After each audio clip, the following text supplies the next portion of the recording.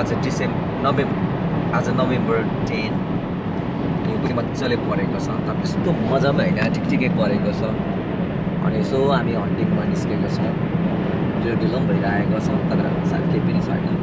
समय पुग्छ जस्तो लागेको छ तर आज हामी नजिक आधी घन्टा नजिकमा चाहिँ आलर ट्रेनतिर हामी जाँदैछौँ अनि हाम्रो बिचमा हन्ड्रेड जगत लामा हुनुहुन्छ जगतज्यू तपाईँले हन्टिङ यसो थाहा पाउँदाखेरि कति वर्षदेखि गर्नुभयो भुटान हुँदै दिन गरेको 20-22 वर्ष दिनु होला हौ 20-22 वर्ष त्यहाँदेखि केही सबैभन्दा तपाईँको पहिलो शिकार चाहिँ के थियो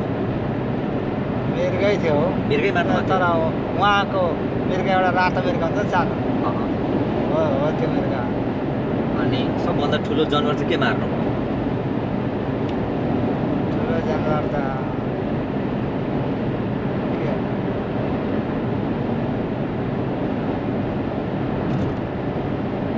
मिथुन के मार्नु भयो भने मिथुन है जङ्गली मिथुन ठुलो थियो है उता त मिथुन पाउँछ मिथुन हाल्न ठुलो थियो है कति भाइले बोक्नु भयो त्यो त जङ्गलै मासु बनाएर यो जङ्गलमा है कस्तो मिठो हुँदो रहेछ मिठो हुन्छ नि मैले चाहेको छैन सबै मासु चाहिँ खानु मन लागेको छ कि मलाई चाख्नु मन लागेको छ बाघको सिंहको खानु मन लागेको छ गोरु जस्तै हुन्छ हौ हो र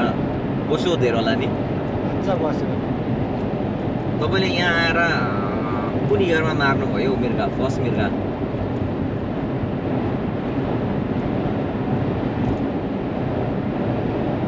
2020 तर त्योभन्दा अगाडि त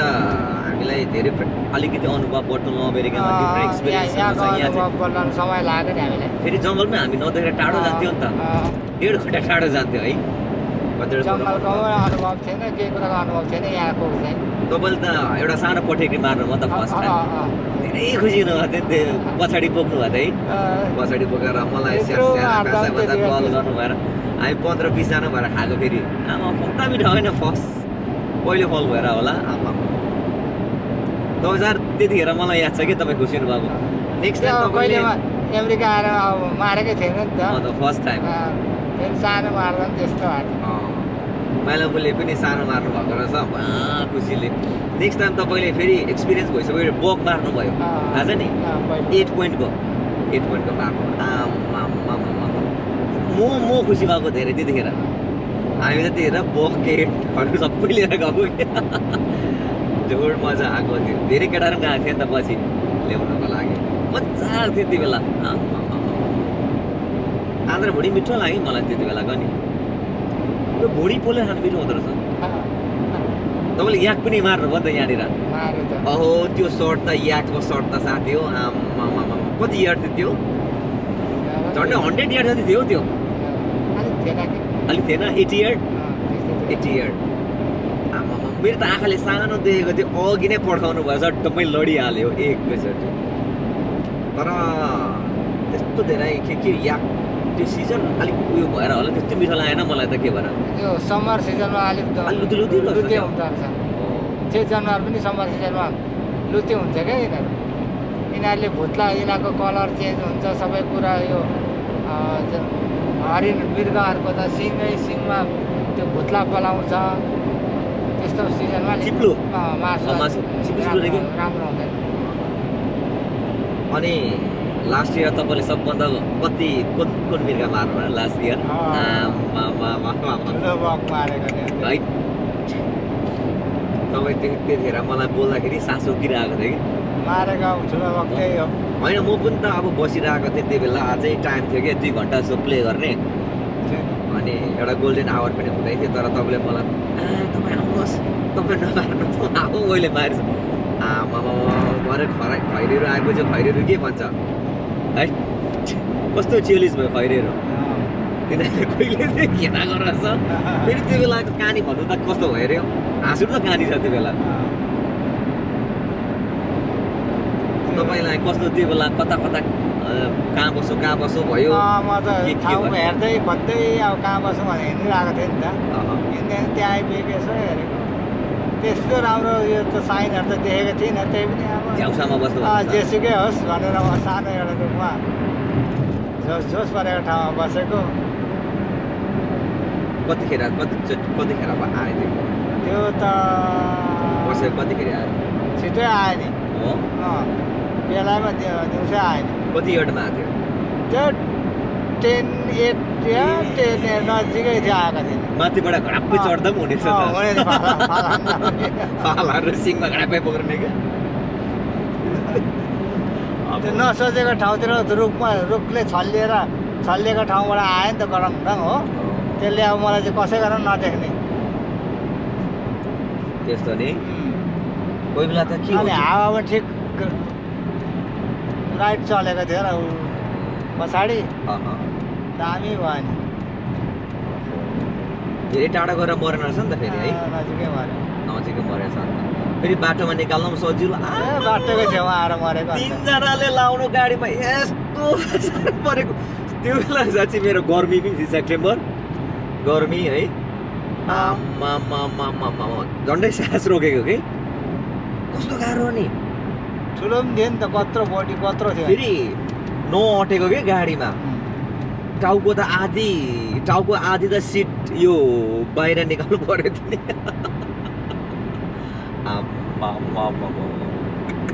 है जेरिका मैले तपाईँलाई भनेको नि त त्यो त माउन्ट बनाउनु भनेको तर पैसा कति पो माग्यो खैरेले 850 कति 850 भनेको त झन्डै 1.5 लाख नेपाल गर्यो तर वर्थ थियो त्यो नि म चाहिँ हुनु भए बनाउँथे जस्तो लाग्थ्यो कि जग्गा चाहिँ अब त्यो जस्तो मिर्गा हामीले कहिले देखेको छैन नि यहाँनिर हो किन भन्नुहोस् त छैन नि देखेँ त्यस्तो मिर्गा त कमाइ पाउँछ नि त्यो त खैरेले अनि तपाईँ विचार गर्नु त मेचिगनबाट आएर त्यो स्कोटिङ गरेर अनि त्यत्रो महिनौँ दिन क्याम्पिङ बसेको अन्त एउटाको लागि होइन भन्नुहोस् त तर हामी 3 दिन बसेको अन्तिम दिन त ढालिदिइहाल्यो हामीले त तर फेरि हामीलाई थाहा थिएन त्यो छ भनेर थाहा थिएन त्यसलाई स्कट गरेको पनि थिएन देखेको पनि थिएन तपाईँलाई यो के लाग्छ यो कोही बेला नसोचेको ठाउँमा आउँछ नि त्यो के भएर त्यस्तो भएको खोइ अब के भन्नु के भएको नि नसोचेकै कोही बेला तपाईँलाई यस्तो लाग्छ मलाई यसो कोही बेला म बस्छु होइन यहाँ चाहिँ स्योर आउँछ जस्तो हुन्छ तर आउँदैन तर के झ्याउसँग झ्यासलाकै बसिरहेको हुन्छ भरे त बङ्गै आउँछ अस्ति म बसिरहेको थिएँ मुनि आयो तर मैले त्यसलाई हानिनँ किनभने बक त एउटा मात्रै हो नि त सिजनमा होइन डो त अब काउन्टी अनुसार हुन्छ 6वटासम्म पाउँछ तर बक चाहिँ अब मार्दाखेरि राम्रो मार्नु पऱ्यो नि त त्यही भएर मैले मारिनँ त्यो त अचम्म छ हौ अनि यो हन्टिङ भनेको तपाईँलाई के लाग्छ तपाईँलाई कसरी यसलाई परिभाषा गर्नुहुन्छ यो अब विचार गर्नु न तपाईँ कामबाट डाइरेक्ट नसुतिकन आएर जानुहुन्छ होइन कोही बेला अब म पनि 2 घन्टा सुतेर आँखा मिचेर जान्छु अब जङ्गलमा अब जाँदाखेरि 7 बजी उज्यालो हुनुपर्छ तर घरबाट हामी 4 बजी हिँड्छौँ होइन अन्त भारी बोक्नुपर्छ कोही बेला त 3-4 किलोमिटर हिँड्नुपर्छ होइन अनि अब त्यसको गियरहरू के किन्नु अब अस्ति नै मैले अब कति महँगो पऱ्यो त होइन यो साथीले कति 2500 को किन्यो होइन ठाकुर सरले अन्त त्यो भनेको त कम पैसा होइन त अनि हरेक कुराहरू किन्दाखेरि एकजना हन्टरले के भनेको थियो भने यदि म हन्टर नहुनु भएको भए साधारण मान्छे हुनु भएको भए यो पैसा सेभिङ गरेर राखेको हुनु भए म त्यतिखेर मिलियनर हुन्थ्यो भने उसले त्यो तपाईँलाई के लाग्छ यो हन्टिङ भनेको चाहिँ के कस्तो लाग्छ प्यासन हो नि हो यसमा लत जस्तै होला लतै हो नि अब जसरी पनि जानै पर्छ एक प्रकारको त्यहाँ जाँदा रिलिफ हुन्छ सबैको फेरि त्यो हन्टिङ भन्नु चाहिँ मार्नै पर्छ भने मारे पनि नमारे पनि जानुमा पनि अर्कै मजा हुन्छ क्या अब जङ्गलमा बस्दाखेरि पनि मारे पनि नमारे पनि एक किसिमको त्यो हुन्छ नि त्यहाँको वातावरणहरू टुङमा बस्दाखेरि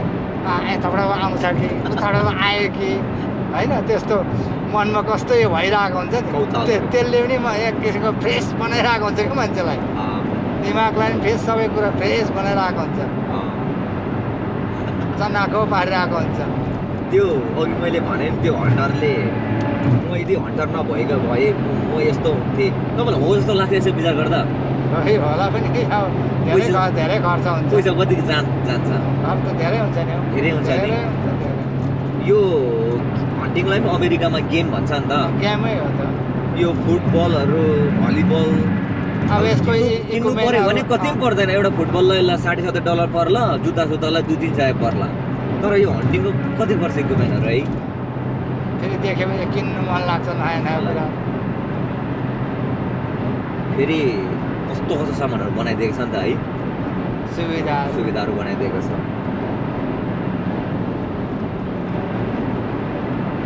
अनि अल्छीले गर्न सक्दैन हन्टर अल्छीले गर्न सक्छ गफै मात्रै हुन्छ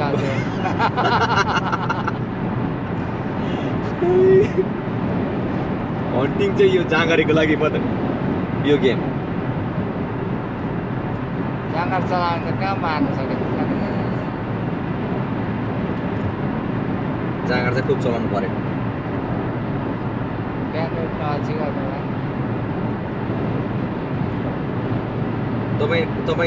तपाईँको ब्यान्डमा कति भाइ हुनुहुन्छ अहिले सँगै हन्टिङ गर्नुहुने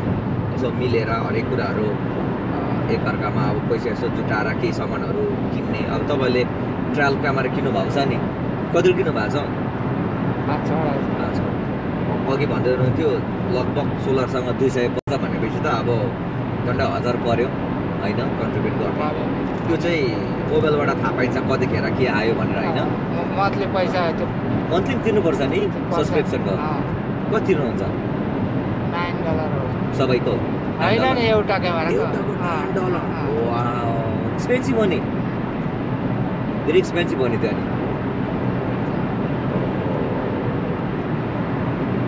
तपाईँहरू कतिजना हुन्छ ब्यान्डमा 4-5 जना हुन्छ नि साथीले मारिरहेको छ नि तपाईँले पनि धेरै साथीहरूलाई ट्रेन अप गर्नुभयो नि जतिजना साथीहरू आएको सबै तपाईँले ट्रेन अप गर्नुभएको नि त जेस केटाहरू अलिक एक्सपिरियन्स भएको छ नि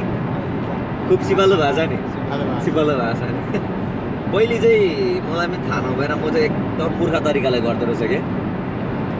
तर यो हन्टिङ चाहिँ एकदमै स्किल रहेछ के होइन स्किल रहेछ हामी चाहिँ के सोच्दो रहेछौँ भने मृगहरू चाहिँ अन्धो पनि हुन्छ बहिरे पनि हुन्छ कि लङ्गडो पनि हुन्छ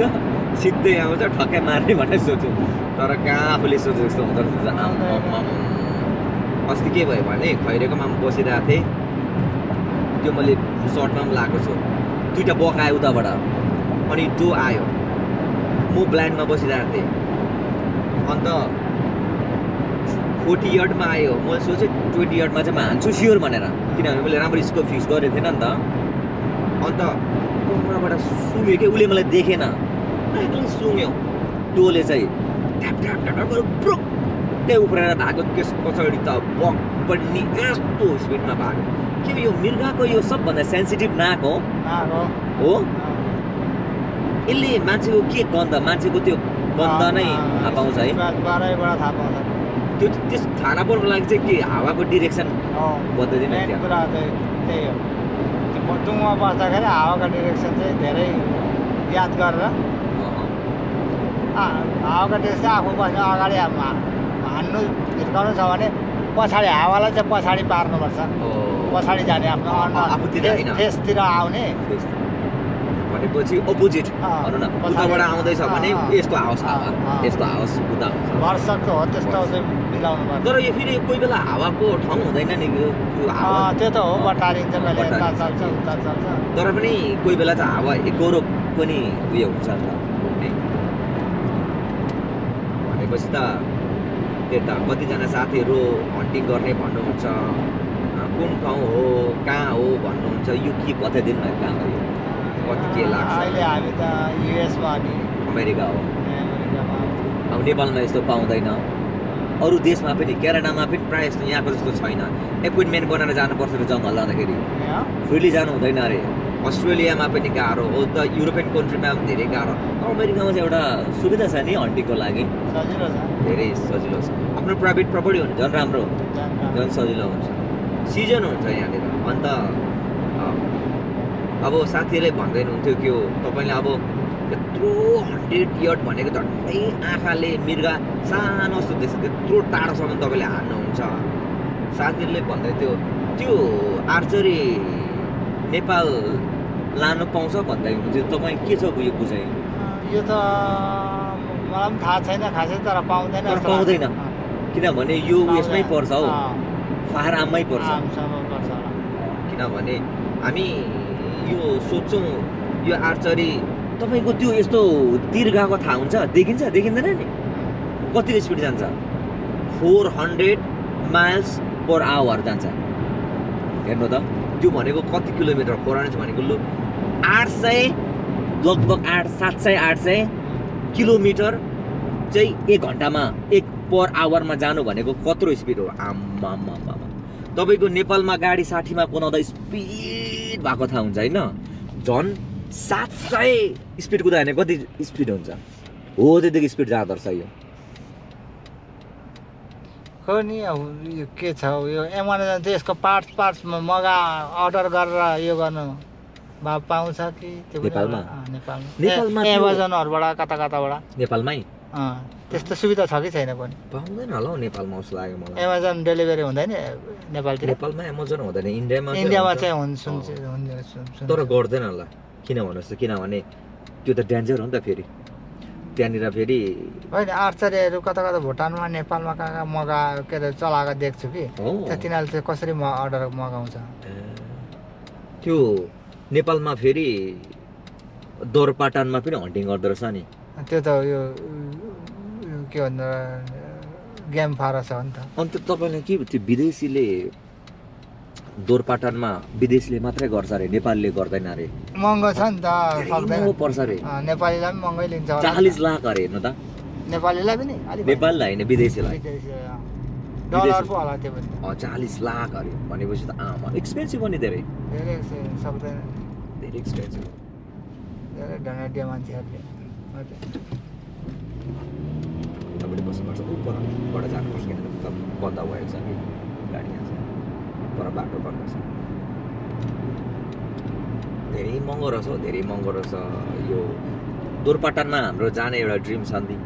घर लाने कि एकदिन जानुपर्छ फेरि जानु त पर्ने हो तर कति लिन्छ कहाँबाट हामी नेपाली हो नेपालीबाट यहाँबाट हामी नेपाललाई त अब सरकारले कम लिनु पर्यो नि त पासपोर्ट त देखाउनु भएन होइन अब नेपाली हो नि त हामी त जे भए तापनि मूल त हाम्रो नेपाल हो नि त दोरपाटन जानु ठुलो सपना छ है त्यहाँ गएर नि त्यो वनभेडाहरू त्यसलाई के घरल भन्छ होइन के भन्छ घरल पनि भन्छ वनभेडा अर्कै हो बाख्रालाई के भन्छ वन बाख्रालाई बाख्रालाई त घरल चाहिँ वन बाख्रा होला झारल चाहिँ झारल वनभेडा दोरपाटनमा जानु मन छ साथी हो त्यहाँ भेट्नुपर्छ हामी जतिजना हाम्रो फ्यानहरू हुनुहुन्छ त्यहाँ मारेर भोजन खाने हो क्या प्रीति भोजन जानु मन लागेको छ जाने हो एक दिन त पुरा हुन्छ के सपना हाम्रो पनि तर अब त्यहाँको नियम तर अब त्यहाँ नियमले गर्ने हो नि त सबै कुरा नियम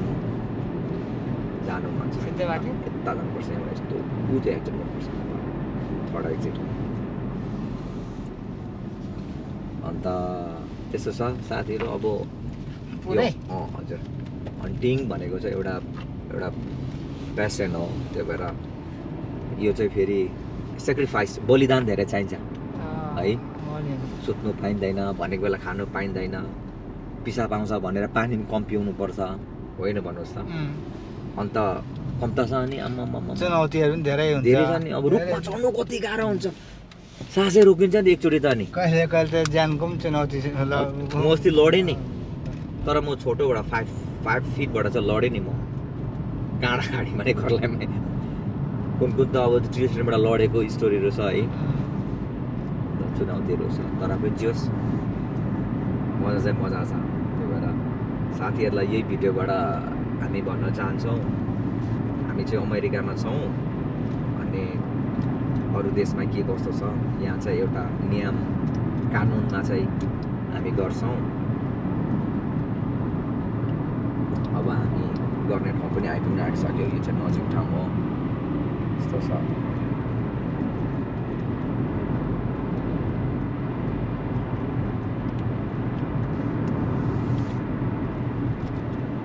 त्यति नै होला। के छ भन्नु तपाईँको साथीलाई? के छ? छैन अब भिडियो नलाएको धेरै भएको छ। तर अब हामी कन्सिस्टेन्ट अब निरन्तर दिने हामी प्रयास गर्छौँ, कोसिस गर्दैछौँ। कोसिस गर्छौँ। किनभने काम छ, सबै बिजी छ, गाह्रो पर्छ कि सोचेको जस्तो छैन कि धेरै गाह्रो। हरेक कुरा ब्यालेन्स गर्न गाह्रो छ नि त। परिवार छ होइन, छेउकाई छ, हरेक कुरा अनि गाह्रो छ। तर पनि अब ट्राई चाहिँ गर्दैछौँ हामी, सकभर निरन्तर दिने चाहिँ हामी कोसिस गर्दैछौँ।